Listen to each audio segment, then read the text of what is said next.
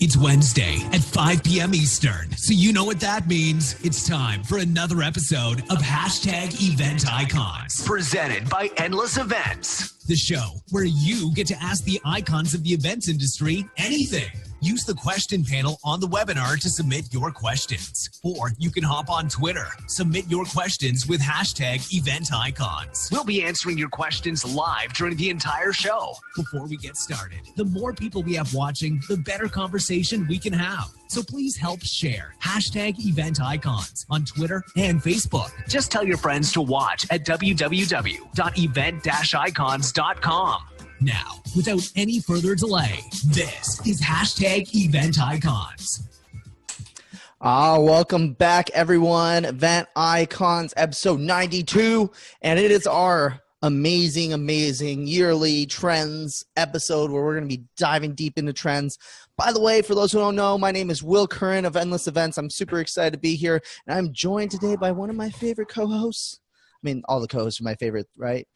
But one of my favorite co-hosts. Brant, you want to introduce yourself? Hey, I'm Brant from Event Technology Consulting, and we've just got the snazzy new intro, and we just played it back, and it won't let me stop screen sharing because my computer loves me today. So awesome. I'm in the process of trying to get that to stop. While I'm doing that, why don't you go ahead and introduce everybody? I was going to handle it, but everyone doesn't want to stare at a purple screen for a while. No, absolutely. I mean, as much as that purple screen is amazing, we definitely need to get that fixed. So introducing the guests, for those who have not watched this episode before, we've done this every single year for the last 3 years now. So I don't want to spend a lot of time in formalities introducing people, but instead I want to dive straight into the trends because we have an amazing panel and the same guys from last year. So, you know, it's going to be really exciting to follow up with them to hear kind of how things have evolved since last year as well. But we are joined by Mr. James Spellos on the screen. Jim, thank you so much for joining us. Thanks, Will. Great to be here again. Also joined by the one and only Nick Borelli. How's it going?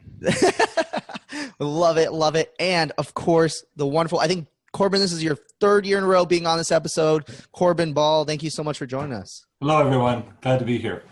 So – again, I don't want to dive too much intros. For everyone who hasn't watched before, you can go back to last year's trends article to get the scoop on where, you know, how they got in the events industry and kind of why they're here. But instead, really quickly, just give everyone a quick refresher. I want to hear from each of you kind of what you've been working on the last year and kind of a little bit of, 1 second quick bio as far as what you've been doing this last year or so. So, Jim, you want to kind of kick it off on what you've been up to?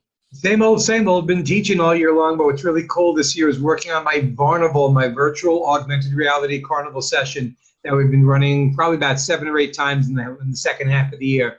Really cool stuff, getting people into the experiencing of it and figuring out for themselves how they can use it. Ooh, very cool. Very cool. I love it. And you're calling it the Varnival? Varnival, a virtual augmented reality carnival, a Varnival. Awesome. Say that 5 times fast, everyone. I love it. I love it. Nick, what have you been up to the last year?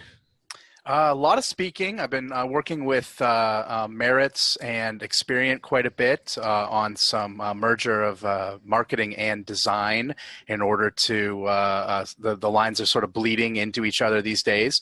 And I probably did just shy of 100 presentations this year through pretty much every scope of the events industry because I'm not partial to one side or the other. If it's an experience, I'm there.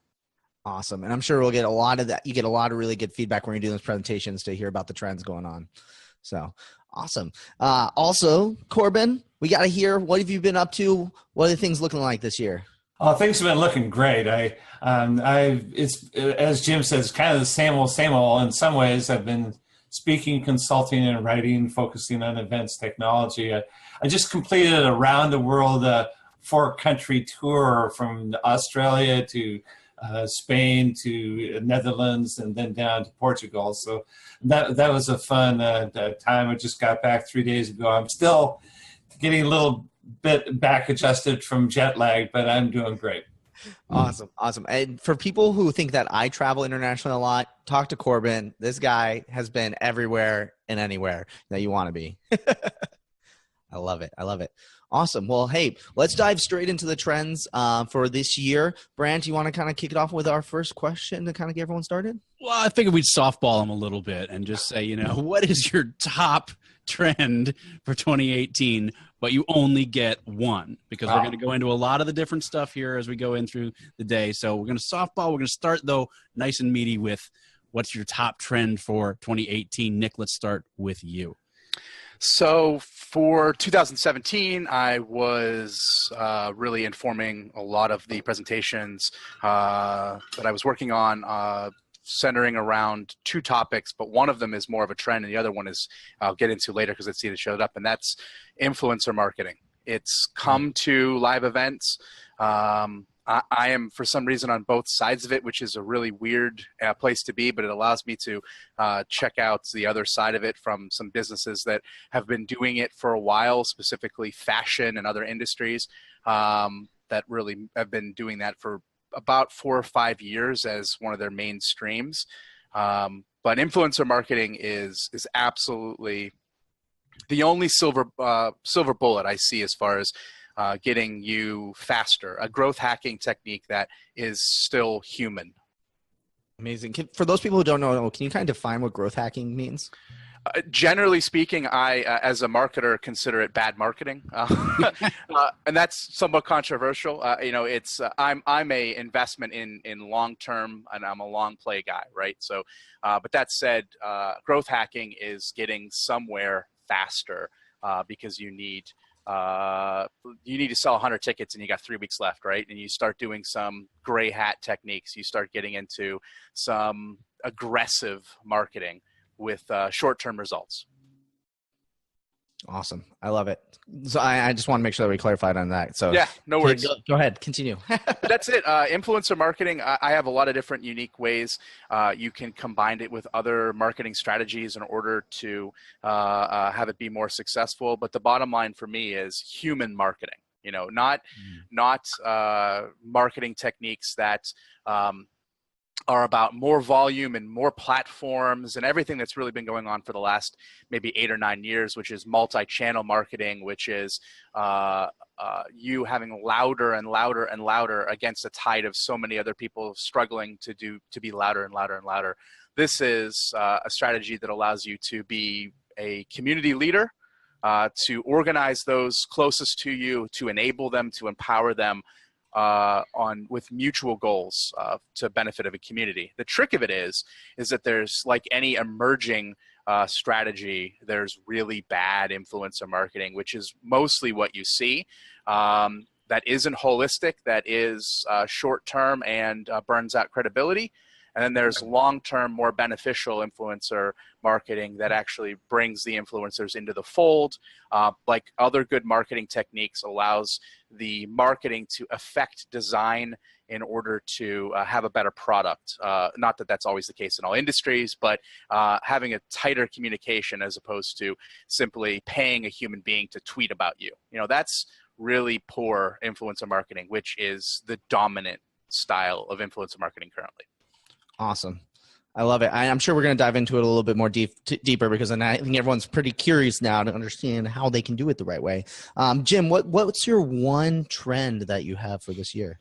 One, you can't hold us to one. I'm going to give you 1.5, okay? One and a quarter. Well, the quarter, because this is what it should be. The trend for 2018 should be the blockchain. It should be the realization of how the blockchain is going to impact all of what we do. However, the reality of that conversation, Will, is that we're not ready for it. So the real trend, in the trenches trend, is the explosion of augmented reality, especially with Google and Apple and AR Core and AR Kit becoming more and more prominent. I think we're finally going to see that take off. I always talk to people about when you start seeing stuff in commercials, it's one of those telltale signs that it's at a critical mass growth. And just the other day, Apple took one of their commercials from TV, cut into a 15-second YouTube commercial with a girl augmenting furniture next to a guy sitting on a park bench. And it really is just one of those moments where you go, it's finally becoming legitimate. And while this should have been a conversation 3 years ago, the reality is that the end user is a lot slower to the technology because they're grasping with what they need to get more than we might be, and having this luxury of being able to talk about it from 30,000 feet up. Ooh, interesting. Okay, cool. I think we're definitely have to follow up on the AR conversation then too, because that has been a humongous thing from last year where we talked about as a prediction for this year. And obviously, like you said, it's going to continue into this next year. And I think we'll definitely have to dive deeper into that for sure. Corbin, what about you? What's your one trend for this year? I'm going to do 1.5 trends as well. It's interesting. The last 2 days I've written 2 articles, and one was on influencer marketing, micro-influencer marketing, and the other was on blockchain. So yeah, I think those are 2 really important trends. One of the things has stood out for me is the rise of chatbots. The traditional mobile event app is still very important, but people are getting app fatigue. They maybe have too much already loaded onto their mobile device, and the numbers of apps downloaded are far less than they were a few years ago, and so that people are resistant about adding another app on, especially for a specific application. Chatbox, especially if you incorporate artificial intelligence into that, so it really understands what you're asking, is a much more direct way of doing it. More than 95%, it's chat in the whole range of messaging apps is by far and away the most used app on a smartphone. I think the statistics are 90% use chats every day, as opposed to 57% that use other applications on the mobile app, so on your mobile device. So I think that's, and so you're starting to see this coming in as a direct application. If you need a question answered, you text it in. People are used to doing that as a familiar format, and you're seeing a number of different companies that are coming out that are providing this application that you get quick, direct, immediate response to specific questions. And I think you're going to see that as a supplement to other means of communication at events. You're also seeing it on the other side. Hotels, Four Seasons has put a major emphasis on using text as a way of communication. Other hotels are doing that as well. So I think that's going to be a hot trend that's happening this coming year. Ooh, I've definitely noticed it as well. I think just in my personal life too, like for example, the Best Buy app, when you go in to order something, when you click call support, the first thing it does, it pops up a chat box that asks you a couple questions. Then it lets you call support. Very, very interesting how it's kind of changed also like the support and customer service world as well. More and more, finally seeing some companies in our industry playing with that too. And I think, one of the questions I have for all of us and the people out there is how long does it take for the technology to be something we talk about that we know is about to explode to when people finally grasp it? Because, again, none of this technology really is new, yet we're saying this is going to be 2018. I mean, I really think because of what Slack had done a while ago and Facebook Messenger with the bots, it finally got a critical understanding. But shoot, there's so much resistance still out there to that. And there's that way cool, way creepy factor, which we have to take into play with all of these automated, non-human being conversations that are going to be taking place over the next years. I think you pose a great meta question for us to have about trends. I want to pose to each of you back at you, Jim, is what do you think is the timeline? Like, I would think maybe a year it feels like it takes, because we talk about the trends and it seems like it's always the year after that finally that trend settles in, right? Or it's like December when we're finally like, hey, now AR and VR is widespread. It's on everyone's wish list, everything like that. What Jim, I'm going to kick that question right back to you. What are your thoughts? 3 to 5 years. I think it's a real long time. I don't think a year is enough. I think we're at a point where we're not going to see a lot that's really, really new, but we're going to start seeing stuff that has been developed over the past decade is going to get implemented. It's all driven by the customer. When did they get comfortable with it? Not when we get comfortable with talking about it. And it all comes down to the critical app or the killer tool that all of a sudden gets people engaged. I think with AR, last year's Pokemon Go became that. Bring it up to a conversation level, and now when it's on the commercials and when you really see what both Google and Apple are doing, I think that's when it's ready. But we're really talking 5-6 years ago with Google Glass was what, 2013 that came out, and people were terrified by it. Now if it came out, it'd be that's pretty cool, but probably doesn't do a lot. So I had Google Glass, and I remember people were absolutely telling me, get out of this room, get out of this venue. What are you doing? And then last year I had spectacles. No one cared. I don't even care now, but no one cared, right? And it was just that pivot point. And I think that the fatigue for people like us who are asked these questions so frequently about what's next, when we know that most people aren't even nearly using what's here now, is we want to talk about the exciting things that are on the horizon. But yet, whatever we talked about 3 years ago is likely to be what's being implemented maybe by 30% of who should be give it 3 years. It's really. So you're saying the 3 to 5 year number still? I think that each year you have the ability to see the momentum of a trend. So in a year you can judge the momentum of it, but there's always, like in I guess a lot of this stuff, tipping points, right? To borrow a phrase, and the tipping points are usually through loud, large organizations adopting that into it. So if you look at chatbots, and they've been around forever as far as scripts, frankly, like I think I used a low grade equivalent in IRC in the 90s, right? So it's nothing new there. I lived on IRC, by the way. When I see a hashtag, I think Chans, but I'm the same way when I see Slack. I just think of the IRC days. I just think IRC, yeah, or ICQ. I still hear that sound. Right. So I don't think there's anything new there, but as soon as you have a user base that's giant, like Facebook, and you don't have to introduce something new, and you simply say, this is just an add-on to something you're already comfortable with. You're already comfortable with them knowing everything about you and them being inhuman with what it delivers to you. Then you take that one step. So I think it's really those tipping points after you see momentum. But I think you have to look at it 1 year, like just like Jim said, you have to break it down in a couple different years. But you could still project every year with having a little bit more information. I would agree that 3 to 5 years for the adoption of augmented reality is a good time frame. And I found that the adoption curve parallels closely to the consumer adoption. And with the iPhone 10, with major augmented reality chops, Android is working in that same direction, that it's going to be in the hands of the public. Everybody's going to be using these things to go into a restaurant, for example, and point your phone at the menu and have the dish that you are thinking about purchasing pop up, and you can look at it before you purchase. This is going to become part of mainstream use, consumer use. And that leads into widespread use for events and specific technologies. So I think that's where it happens. It follows first in the consumer market.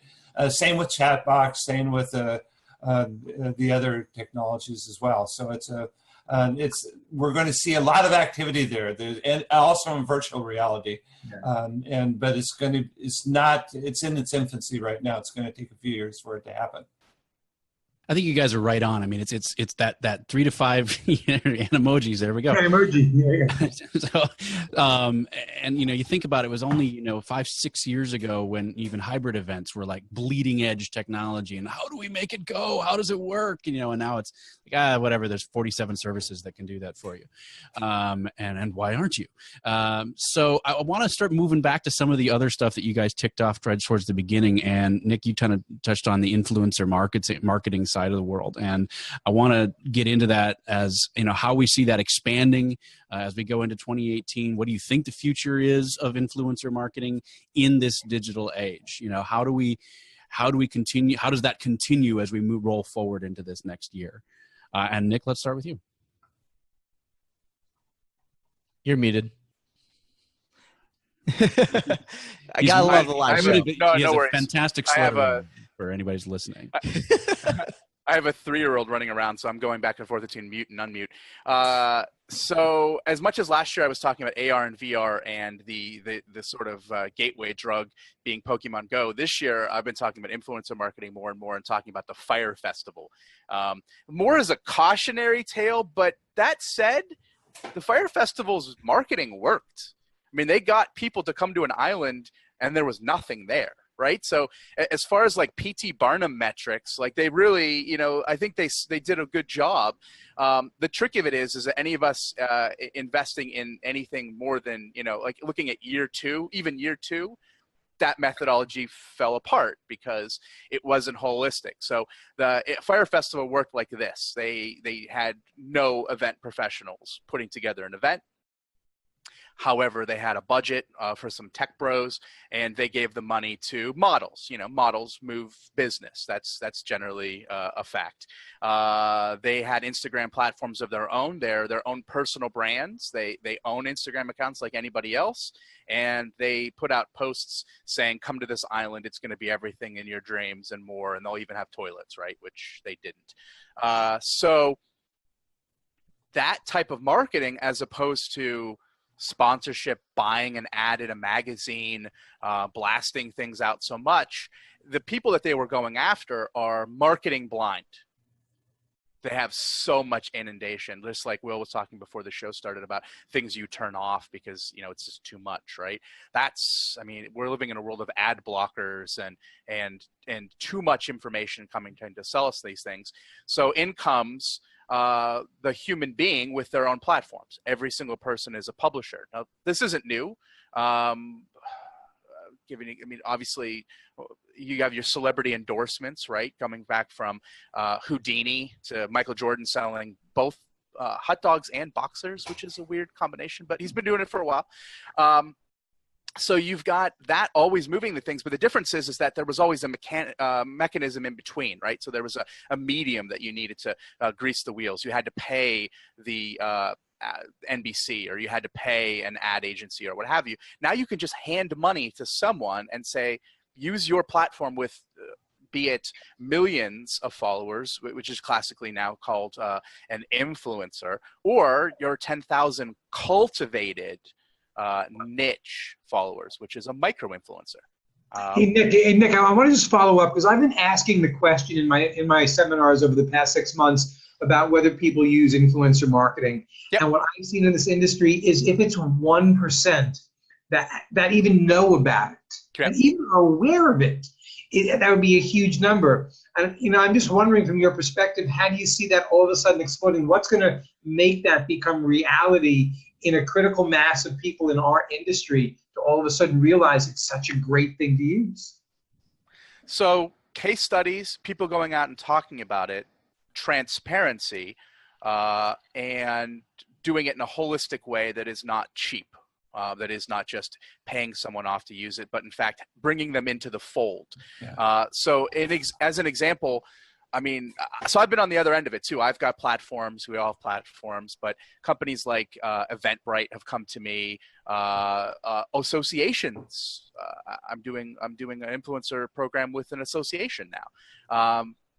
They're becoming wise to it, but where I see the trend going is, and this is what I've been talking about, is taking a tried and true marketing strategy and pairing it up with that, and then finding the real secret for event marketing, and that is persona marketing, creating avatars of your attendees, and then matching them up with these influencers. The trick of it is that what's being done right now is whoever has the biggest, loudest platforms, they're just paying them so much money, and it's just more impressions. But we know impressions are extremely weak metrics. The weakest metric. It's nothing. Trust is not gained through just seeing things, right? It's deeper. And it has to be organized in a way to get a return on investment. So certainly monitoring all of this and having some kind of metrics and analysis to test and measure, but more so long-term deals with people who represent a physical avatar, a real human being of these people that they want to attribute to. So that's the diversification I think that is possible if you know your attendees and you know that there's one grizzled example of a persona I see all the time. The grizzled veteran, seen all of your presentations, knows it all, been in the association for a million years, nothing you're going to tell him. His default answer to everything is bah, right? So there's that person. But you know that there's a rarefied air of people that don't have 1 million followers, that don't even have 300 followers, that if that person says something, they'll listen to that person. Meanwhile, I think that's a really important part, Nick, is that I think that the trend, what I'm watching is that the trend is not for a singular influencer. In fact, at any event, there are many micro influencers potentially. You have speakers, you have exhibitors, you have sponsors for the event, you have bloggers that are interested and committed to the event. And I think that the technology is coming out. For example, one company is Snowball.events, that allows, gives all of these potential micro-influencers the ability for a unique landing page that they can promote the event or talk about it, to give their viewpoint and expand that social footprint of the event substantially at pretty low cost. There are tools built into that to incentivize them, to attract them, to help, but it's really not about paying a major influencer. It's about expanding it to lots of influencers, micro niche influencers that can have a significant impact on events. I love empowering these people is it's the lowest hanging fruit possible. There's so many stakeholders associated with every single event, and you're hoping that they're doing their best in order to benefit themselves. But as anyone who's organized an event and had dealt with sponsors, they don't, especially trade shows. They don't do the things they need to do to make themselves successful. You have to empower them and enable them and make it easy for them to be successful. So Snowball is a great example of a platform that allows people to very easily, as an event organizer, give everyone associated with the event tools that make it extremely easy to move the event forward. Absolutely. Yeah. And I'm so happy that you recommended that tool to me today. I did. Well, we had a great call yesterday, and they're part of Convening Leaders, and they've actually rolling it out for that. And it's a really intuitive platform. And I think that based on where I could potentially see that product roadmap, it's procuring the influencers. Right now, there's two methodologies. One is all science, and the other is all art. And the all science ends up being metric based and cold and not deep enough. And then the art is, look, I know the 5 people that are, people actually listen to. When you marry them together and you diversify across the lines of having different emotional based personas, you start creating more human marketing. You create more ambassador programs, so those people are there. I mean, like, we've been programming events for introverts as a track, so instead of marketing for a marketing track and a sales track and a business development, where's the introvert track? What are they going to do? And then the next step further, the influencer, who represents them? Who is someone that could identify with their behaviors and give a track to say, as we all know, these events are over-programmed, right? To be able to align things in a way that says, I would do this, and I would do this, and I would do this, and you should come in June. It's from the marketing through the production of the event. They become ambassadors. I like it. And I think this is such a great topic. I want to definitely talk more about this, but the good news is that's what we're going to do this year. In 2018, we're going to do a whole episode on influencer marketing. So stay tuned, everyone, for that episode. We'll come back, I think, again to this topic, but I'm going to put a fork in influencer marketing now to come back to for later this year. However, I do want to kind of switch things off to another topic that you guys brought up, which is virtual and hybrid events. It was such a huge trend for 2017 and was this big focus, and we've had even episodes of Event Icons about it. But where is it going in the future? How is it shifting? Obviously, it's here, it's coming, it's staying, and it's a big deal, as we mentioned earlier in the episode. Where do you guys see it going? Any big shifts, changes, or anything like that? Go ahead, Jim. I just think with virtual reality and the fact that one of the things that virtual reality needs to make it a sustainable tool is the multi-user approach. And I think what started with AltSpace a couple of years ago, it now is going to be getting these tools out there where they could actually have the glasses on and make that an immersive education experience that blends perfectly. But I still think the challenge isn't going to be the technology there. The challenge is the facilitation in making that work so the experience for both the live user and the virtual user has a lot of similarity and a lot of consistency. And I think that's where I'm just not committed yet that I've seen the right way to do that. I think the technology might actually be the second of the issues to get that right. The first issue is who's going to figure out how to facilitate in such a way and create that blueprint that it becomes a success every time. Awesome. I've seen it happen in terms of the hybrid meetings. I've seen companies that are coming up with unique ideas to automate the process. One is Abbott in the Netherlands, and they have been working a lot on multi-point hybrid conferences. And the way that they do it is that they've developed a backpack that is equipped with all the encoding gear needed, and they send out one person with this backpack to each of the different places that they want, and it can be in 10 different locations around the world, and they set it up as long as you have a high-speed internet connection.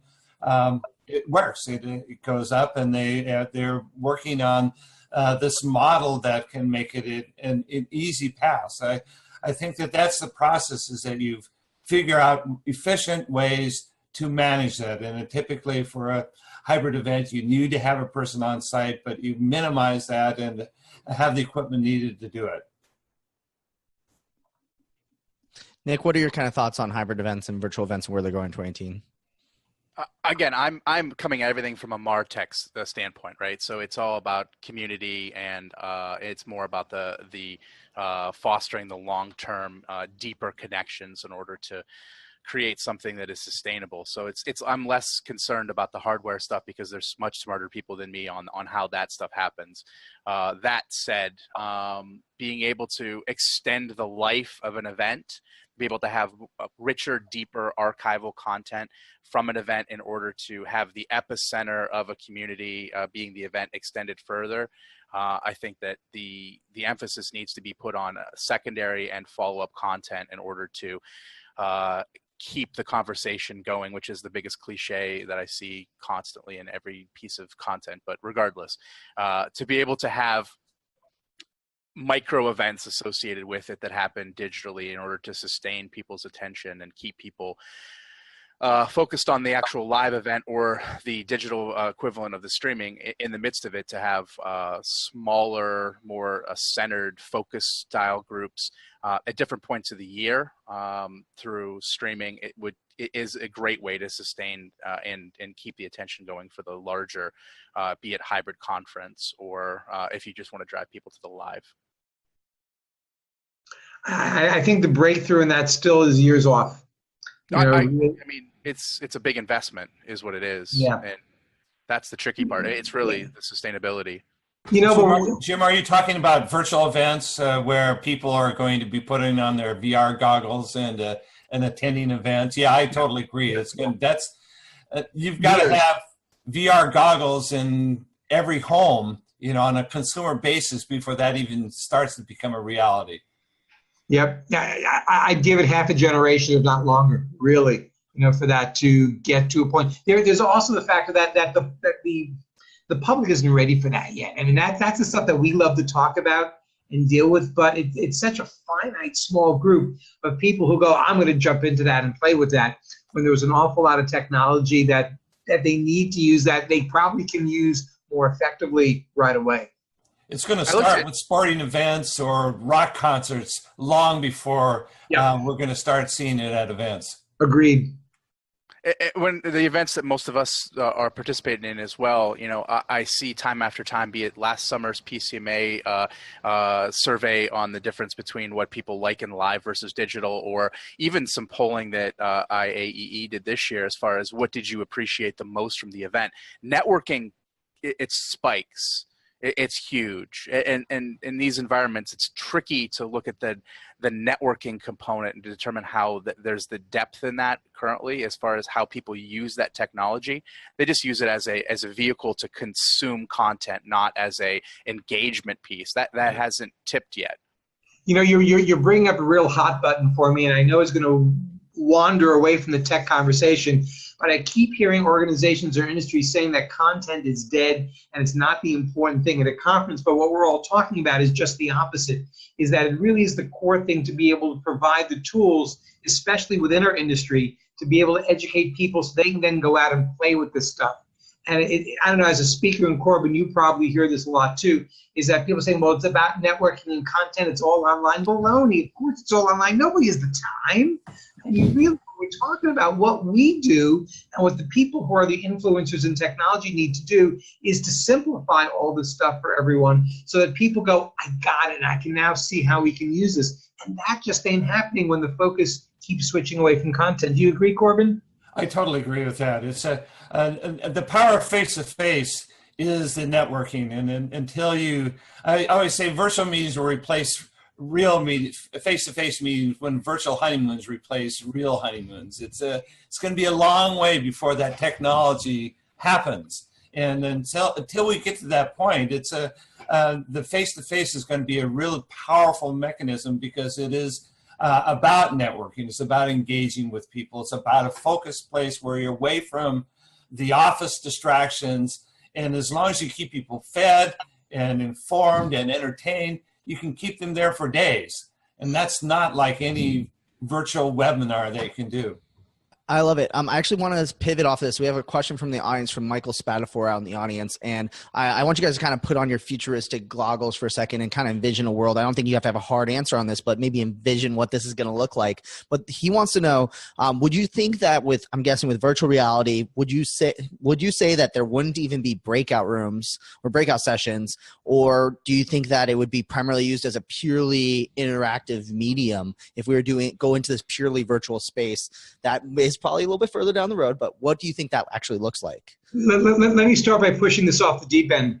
Virtual hotels. I mean, I could see a point of generation down the road where it doesn't need to be hotels or conference centers anymore.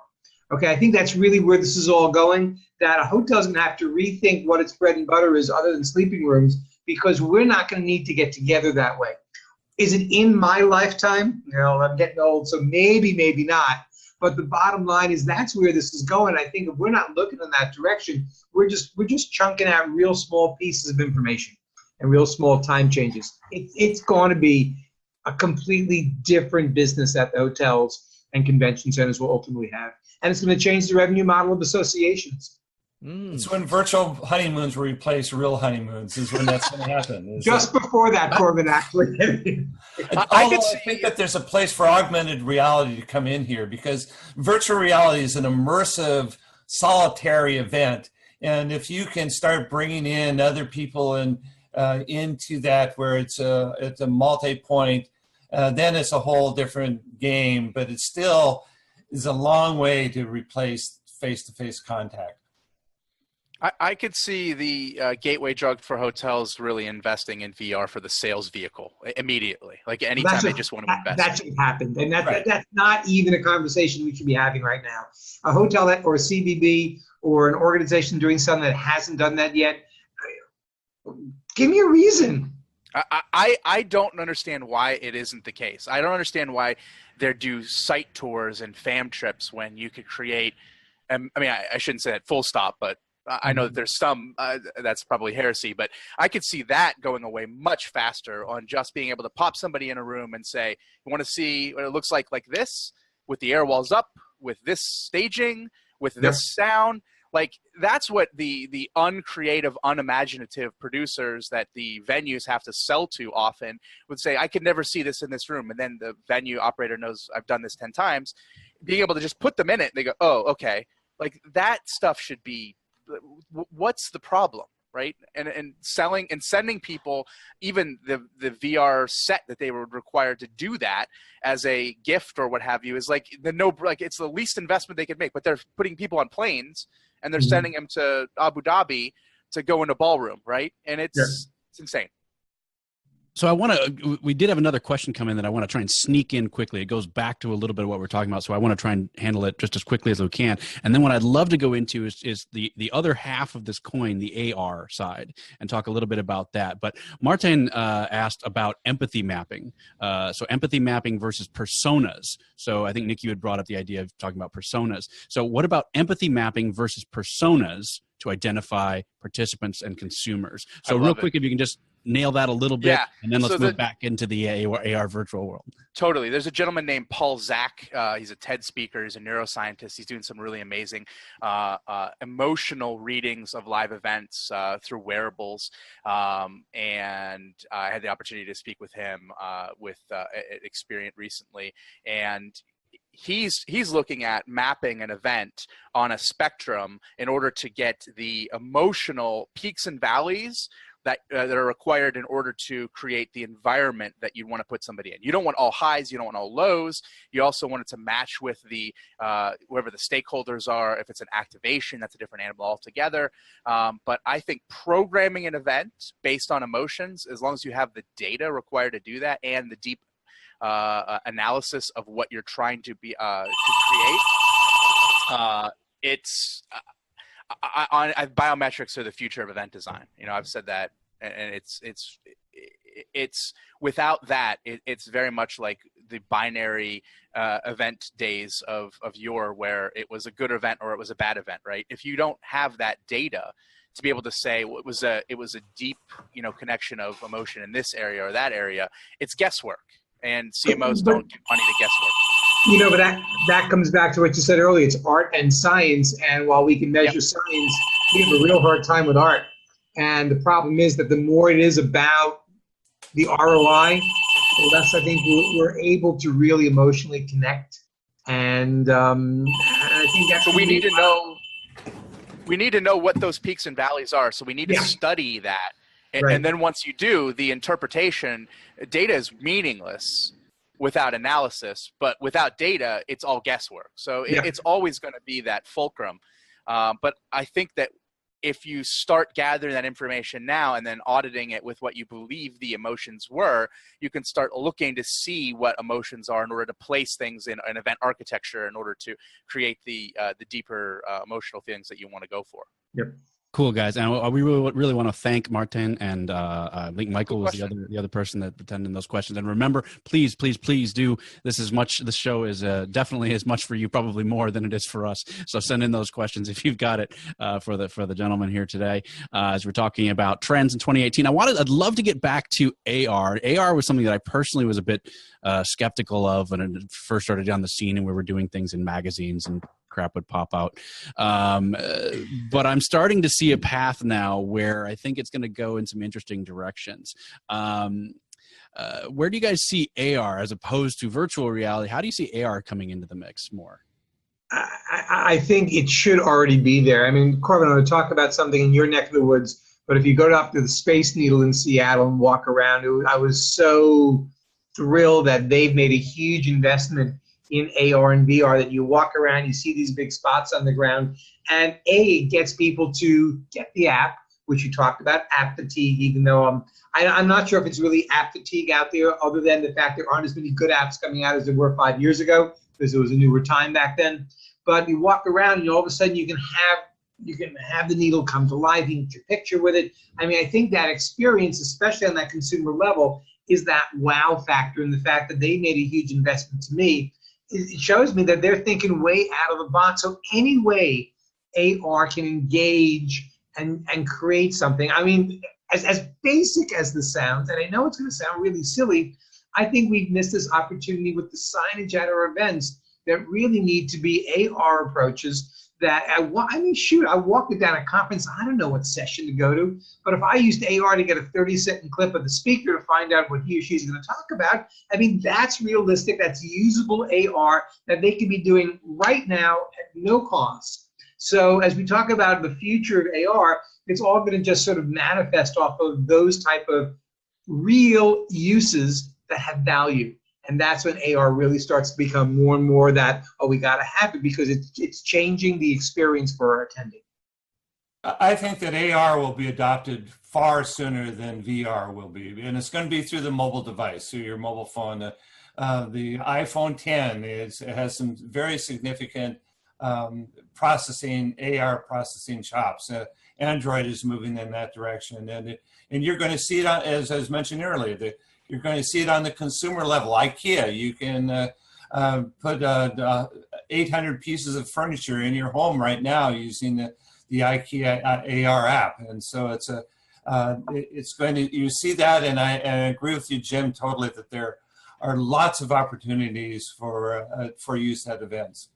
I mean, I got more augmented reality apps on my phone than I do in any other category. Yeah. Part of it's because I'm a geek, and part of it's because it's really cool, and part of it is because really these are the things that are going to engage people that much quicker.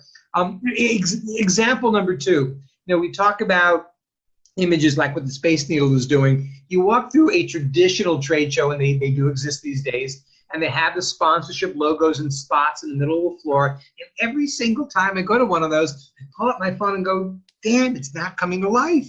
What a missed opportunity. And it's the simple stuff that we have to realize is right, is the low-hanging fruit of AR. But then you get to all the stuff that's going to come out there that's going to change that experience and allow for a lot more, mutual work together on projects. I just can't wait. And then ultimately, we haven't talked about it, but I know, Corbin, you feel the same way. The integration with wearables is clearly going to be the next level of the AR, but we're not ready for that yet, although technically we are. Ooh, I like it.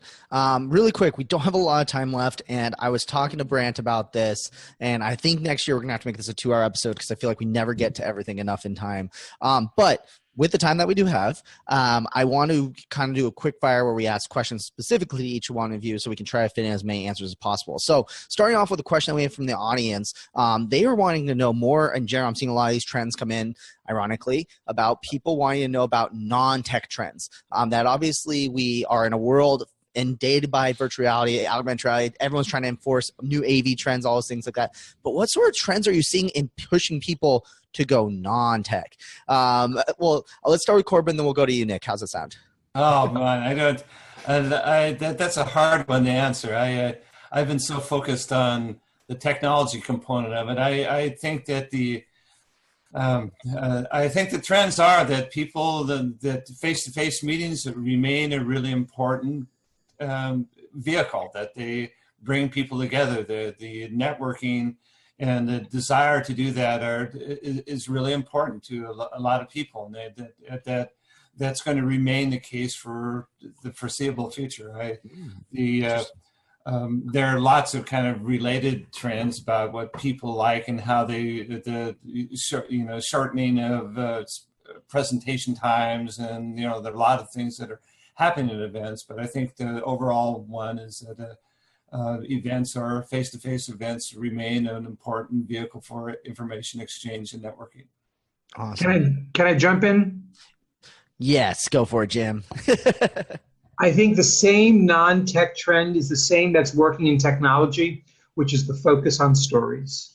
And I think what's really happening is we're understanding that we are nothing more than storytellers as a species. And I think you see that more with good speakers. You see that more with how stories are being told about events and the whole arc of it.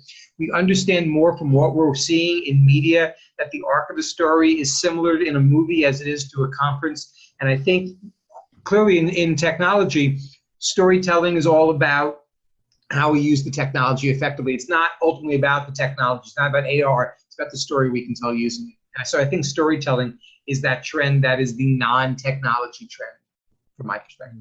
What do I know? I like it. Okay. Nick, I know you had some thoughts. You want to kind of hit on it real quick? It's not going to be better than storytelling. That's sorry. No, it's good. It's good. It's an umbrella thing for sure. I'm looking at security and diversity as topics that should fairly probably permeate every conversation. Every conversation, you could have one person who's not really paying attention just chime in. Yeah, but what about the security, right? And then just keep their job, Or same thing with diversity, I examine some progressive events in order to determine what's progressive about them in order to then extrapolate and teach, right? And what I was speaking at IAEE's Expo was comic book conventions, and how if you have a panel of 5 white people, there will be a tweet storm, and there will be heads will roll, and it will be a big deal. Meanwhile, I don't know how many you guys are on, but I look around and that's who's surrounding me still in 2017. If you combined that with the idea that people safety means a lot of different things. It means safety of live events that happened in Paris and London and Vegas, and it also means safety as in harassment. It's a question, emotional safety should be asked. those types of questions in those two areas, I think, really have permeated everything. They could certainly tie into technology, absolutely, because it's a vehicle for everything. But as a macro trend of really, there should just be somebody in the corner who's just paid to ask, what about security, and how can we make this more diverse, from more diverse storytelling, from more diverse age groups, whatever it is. So there's more variety, and in a capacity that it's a safer way. All right, and as Will said, the clock is against us, so we're getting some more great questions coming in from the audience. I don't think we're going to get to some of these, but there's one that I wanted to try and sneak in here at the end, and that is something that I've had my eyeball on for a little while now, and that is, how are you seeing technology used as decor? There's lots of different directions that can go in. Is anything running? Have you guys run into anything over the course of the last year, or something that you're keeping an eye on for 2018 as far as technology and decor? I'm seeing a lot of scowling and thinking. I'll try. I can kick one off just to get the juices flowing, and that's one of the things that I'm keeping an eye on is drones as decor. That we're starting to see. It started mainly in Europe because we were still trying to figure out a regulatory scheme for drones. So Europe kicked right out and was doing things with acrobatic dolphins and things like that at concerts, all based on drone technology. And then, yeah, you brought up the Super Bowl.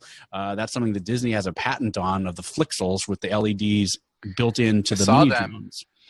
I saw them live. I mean, they can get really, really particular in what they can do. They had them. Penton had a conference that had them in about a month before that. I'm also excited and looking at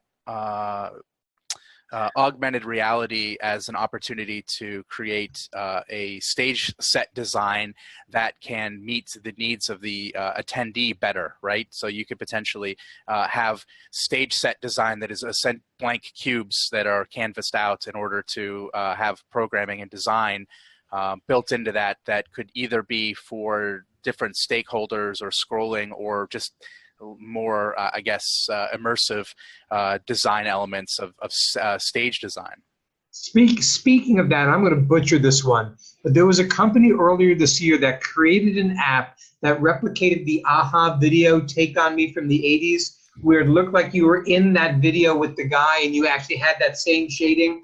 And I actually spoke with the folks who did that, and they said it's great, but we can't get it in the App Store because we can't get the rights to actually use the song. But but check it out on YouTube, because it's really, really great. And I always thought, in terms of a design element, wouldn't it be cool that if you came on stage to do a presentation, you'd come from that augmented sort of AHA video look right into the real you and be able to shift back and forth? So while I haven't seen that yet, why not? I mean, come on. That's a good storytelling device. I mean, oh my gosh, yeah, absolutely. Your intro music, you come out to Prince looking like Prince, right? Or, I mean, how cool would that? Maybe a little bit tricky, maybe in some blackface that would be issues, but regardless, how cool. That's a great idea. And licensing in general, but yeah, I mean, you've seen how far you held up the Animoji earlier. You've seen how quickly where they're able to do live facial mapping and things like that these days. So yeah, we're not that far off of that. Like I said, the clock is against us. So Will, you want to start heading us down the wind up road? So we are going to stick to our normal questions for the end, because I think they never get old. But we would love to know, what is your one tip you have for event planners for everyone watching right now? If you had to pick one tip, as my cat continues to meow in the background right as I'm asking the question. So go ahead, guys. Let's start off. Nick, you look, you got a big smile. Oh, I was just smiling at the cat part. One tip for everyone, invest in a deeper understanding of the multiple communities that your events serve, and stop trying to think that you have an attendee. You have different attendees, they have different goals, and you need to bring them in order to diversify a design of an event along the lines of human behavior, and not and psychometric data, and not simply just creating events. There are portions for millennials or this or that, or people that have been in the industry for 20 years. Go deeper with the psychometric data in order to have a better understanding of who your attendees and who you serve. Ooh, I like it. Jim, what's your one tip? Protect your data. Don't obsess over privacy. You gave it up already. Obsess over security. You need to do that. Really, really important. I like it. I think it's really important. I think one thing that is interesting for 2018 too, very simply, how many people are not using password managers and super secure passwords too? Just so simple. Costs you $20 a year for the software. Go do it. Go check it out. Corbin, what's your one tip? Well, I think that the question I often get is how do you keep up with technology? It's changing so fast. We're living in these times with their new ideas and innovations happening everywhere. My response is often that the first thing is that as technology advances, it's getting easier to use all the time. So it's you relax a little bit, but there are lots of resources out there that can help.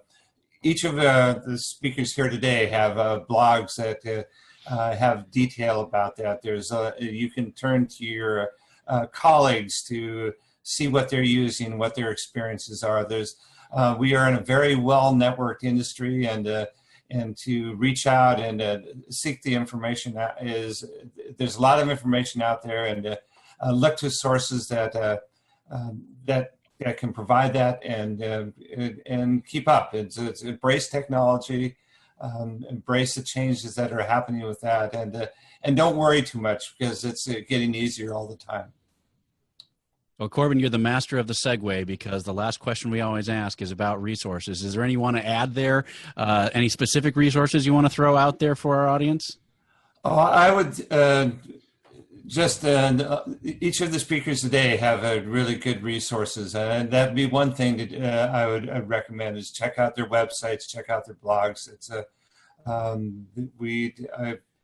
feel lucky to be with an illustrious group here today, and it's and respect the thought leadership that each of you have done, and it's and to check that out would be my suggestion. Corbin, do you have another one? Did you do another trends article this year too? I did. It's available on my website, corbinball.com. It's 8 technology trends, meetings tech trends to watch for 2018. Awesome. And we'll link to that down below in the resource section for everyone to definitely go check out. Corbin's the master, and you definitely have to check out this article. Nick, what core resources, apps, cool things do you have to share? Well, you took one of mine, Will. As I say, I definitely subscribe to Corbin's email, so that's a no-brainer. The emails and the information I get when people ask me what I read, it's always the same answer: Google Alerts. I set in very specific phrases. I have about 50 of them. I have rules for each one of them. I also subscribe to a number of emails, and I put them into these folders. And when the information I need and research I need is there, it's there for me. And it's a hierarchy of what's the newest. I would say if there's anything that you heard today that you want to know more about and you want to keep up with, subscribe to a Google Alert for it. And then as new information comes in, it'll be right there for you. Awesome. I love it. Jim, what about you? What's your resources you got to drop? I'm so into VR, and especially Google Tilt Brush these days. I'm having so much fun showcasing that. So my resource is going to be a VR resource, and it's the website Road to VR. Love the information, the articles they're putting up there. So many people are asking about what VR is all about and get sort of an idea for that. I think it's one of the best websites that's out there, and I've been following it for most of this year. Really, really cool stuff. And oh, by the way, don't forget, in terms of new stuff, Google comes out with 3 of their app experiments this week, the new photo apps, and they're the Selfiesimo and the Storyboard and the Scrubbies. I mean, I think they're going to be taking the AR, AI stuff and really pushing it to the next level in the photography and consumer area. Something we got to watch out for.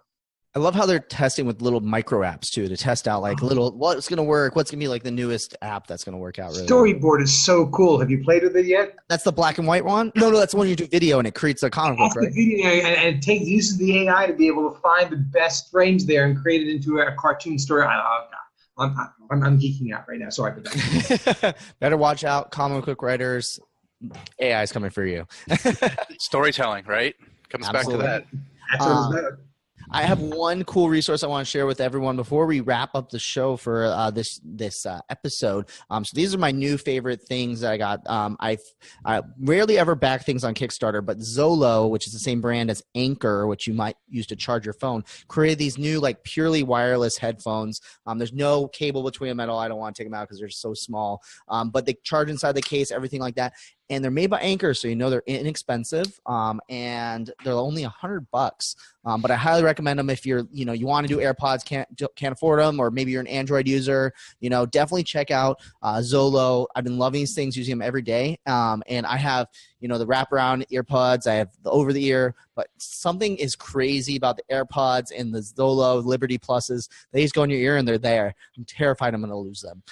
But I had them in the pool, my AirPods last week, and it was the best thing. That's been the best in the pool. In the pool. Like, I mean, I wasn't diving, but I was lounging around. They got a little wet or whatever. It was no big deal, and they went pretty far too. And I found that to be one of the, I don't know, the most freeing things. And the fact that I just you'll be able to jump on a call anytime. Mm-hmm. Like, I've had this for a year. These are always in my pocket. There's always headphones in my pocket. I have better phone calls, and I can just listen to music in between sessions. I'm running in between something to put me in a different place. Cool. Just having headphones on you without the wires all the time is great. Amazing. Super deep. Well, that great follow-up to what I had to share. So thank you, Nick. Well, everyone, that we are a little bit out over time, but that's okay because this was an amazing episode. There's absolutely so much to talk about. But before we kick off, I have to give a big thank you to our amazing panel, Jim, Nick, Corbin. You guys seriously, once again, rocked it with some amazing things for people to think about, dropping those big trends. Thank you guys so much for being on the show today. Thank you. Pleasure. Awesome. Thank you for letting me be with these two amazing people. That's, I want to be them. Well, we all want to be like you. We'll be like the icons of the events industry. So thank you again to everyone in the audience as well for joining us and watching live or in the recording. We're so happy to have you. But we got to get out of here and get on to the next episode. So we'll catch you guys all next week. Again, check out the website for the resources, all that jazz. Listen to that outro. It's going to drop some awesome knowledge bombs, and enjoy this amazing video outro. Have a good week, everyone. We'll catch you later. Thank you for joining us for another amazing episode of #Event Icons. To catch the transcription and all of the resources mentioned, head to www.helloendless.com/blog. This week's episode will be posted and available by next Tuesday. Also, let us know what you thought about this week's episode. Share your biggest takeaway and join the social conversation. Sponsored by Little Bird Told Media. Just tag your post with #Event Icons. We'd love to hear from you. Thank you again for joining us. We'll see you next Wednesday at 5 p.m. Eastern, right here on #Event Icons. Your voiceover guy's Canadian? Is that true? Yes, very Canadian. Yeah.